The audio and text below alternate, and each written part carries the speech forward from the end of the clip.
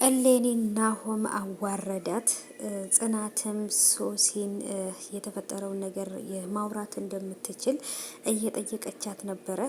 ጨበርዬ ምን አድርጊ ነው የምትያት እያለች እየጮኸችባት ነበር። ኪራም ሀናን ሰውየውን በፍቅር ይዛ ወይንም ደግሞ ይሄን ነገር ከስራውን ከተስማማ ሁሉ ነገር ከጨረሱ የሚፈልገው እንድታደርግለት ከሰውየው ጋር እንድትስማማ እየነገሯት ነበር። ይሄም ማለት ራሷን ክብሯን አሳልፋ እንድትሰጥ ሳይሆን ወይንም ሴትነቷ እንድትደራደርበት ሳይሆን ለሰውየው ብቻ ስራውን እንዲፈቅድ ለማድረግ ያህል ነበረ።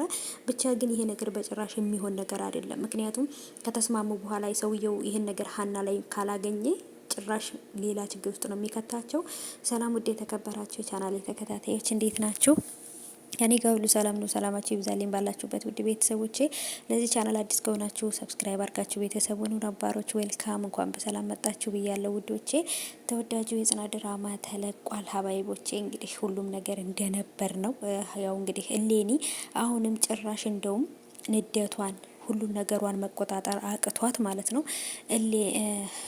ምህሩን መታ እና አሁን ማንከኒ ወስደሽ እንደዚህ ብለሽ ዘና ብለሽ እየተቀመጥሽ ምን ልትይ ያምርሻል እያለኝ በጣም ነበረ ከፍ ዝቅ እያረገቻት የነበረው እና ምህሩም ትንሽ ታማለች በዚህ ምክንያት እና ናሆማም ከምህሩ ቦርሳ ውስጥ ያስቀመጥሽውን ደብዳቤና የእጅ የወንድ አምባር አንቺ ይሄን እንዳደረግሽው በደንብ አውቅ ያለሁኝ ስለዚህ ምናምን ብሎ በቃ የምትናገረው ነገር ሁሉ ነበር ግራ የገባት ደንግጣ። ምክንያቱም እሷ ይሄን ነገር ታደርጋለች ብሎ ያስባል ብላ አላሰበችም ነበረ። ነገሮች እሷ ባሰበችው በተቃራኒ ስለሆነባት በጣም ነው የደነገጠችው ማለት ነው። ጋይሶችዬ እውነት ለመናገር እኔ እውነት ስለተዋረደች እና እንደዚህ ቅሌቷ ስለወጣ በጣም ደስ ብሎኛል። ግን ደግሞ ገና አሁንም እውነት በትክክል እሷ እንዳደረገችው በደንብ ተደርጎ ይታወቅባታል ብዬ አስባለሁ ማለት ነው ውዶቼ። ነገሮች በጣም ከባድ እየሆኑ ነው። የነ ኪራም የስራ ድርጅት በጣም ትልቅ ኪሳራ ላይ ወድቋል።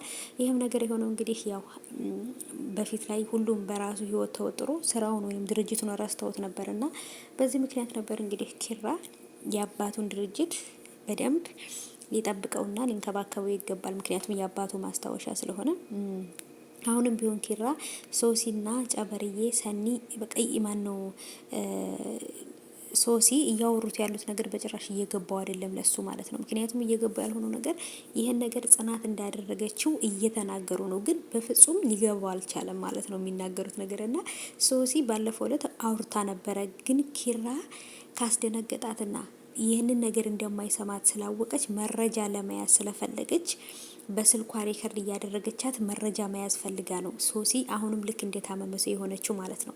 እውነት ለመናገር በጣም ከባድ ሰው ናት። ይሄን ነገር ማድረግ አለባት ብዬ አላስብም። የጽናትና የኪራን በቃ ትዳራቸውን ህይወታቸውን በጠብጠው በቃ ሶሲም ከነ ኪራ ህይወት ትውጣ። እዚህ ጋር እሌኒም ደግሞ ከናሆምና ከምሩ ህይወት መውጣት አለባቸው። ምክንያቱም ሁሉም የየራሱን እንትን ነው እየሄደ ያለው፣ በራሱ ህይወት ነው እየሄደ ያለው እና ከባድ ነው። ሂዊ በእርግጥ እሷ እንዳደረገችው ታውቃለች ይሄን ነገር ግን ናሆምና ብሩ ለማለያየት ከዚህ ከእገታው በኋላ እሌኒ ልጇን ይዛ ትሄዳለች ነው እንጂ መልሰው ወደ ሁለቱ ህይወት ገብታ ህይወታቸውን ታበላሻለች ወይም እንደዚህ ታበጣበጣቸዋለች ብለን አላሰብንም ነበር እና ወደች ኪራና ጽናት አሁን ላይ በጣም ደስተኞች ናቸው። ኪራም አሁን ሁሉ ነገር ትቶ ድርጅቱን በቃ ከኪሳራ ለማዳን እየሞከረ ነው። ይሳካለታልን ብዬ ማስባለሁ። ግን ይህንን ነገር የሚያደርገው ግን ሀና ከሰውየው ጋር ከተስማማችና ሰውየው ጋር ልክ በቃ ቤስት ጓደኛ ከሆነች እሱ እንደሚፈልገው ከሆነችለት ብቻ ነው ሰውየው ይሄን ነገር ሊፈቅድ የሚችለው። ያለዛ ግን ይሄን ነገር አይፈቅድም። አሁንም ቢሆን ኪሳራቸው 100% ይጨምራል ማለት ነው። ልክ እንደ ትርፉ ኪሳራውም ይጨምራል እና እሌኒ ከህይወታቸው ትውጣ፣ ሶሲም ከነኪራ ህይወት ትውጣ። የሆኑት በጣም ነው የሚደብሩት ማለት ነው። ለምንድነው እንደዚህ የሚያደርጉት?